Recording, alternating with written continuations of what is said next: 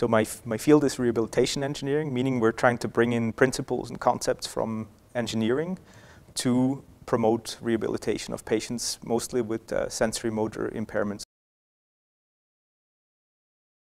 The overall vision is to make rehabilitation technology simpler and cheaper so that it can be more accessible.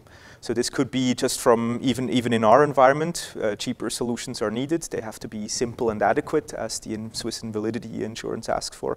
But also, of course, in developing countries, there's a huge potential. There are many people with disabilities, many amputees, for example, that could profit from simpler technology that can also be made available to them. So that's really the goal of this project, is to create technology that's cheaper, simpler, and thus more available to people who need it. We're already at the point where we do measurements on patients, where we can test things and prepare our tools, and then hopefully give them out to the other partners as the project progresses. I know the coordinator of the project. I was actually involved in a project with them in the early 2000s.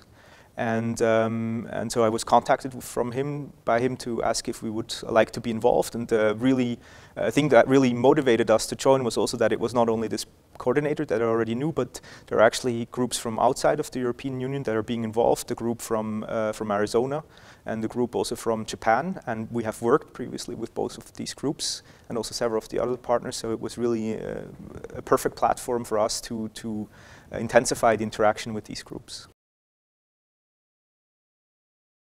We collaborate also with European groups outside, but here we have, every 6 months or so, we have a big meeting, so we automatically interact more with these groups.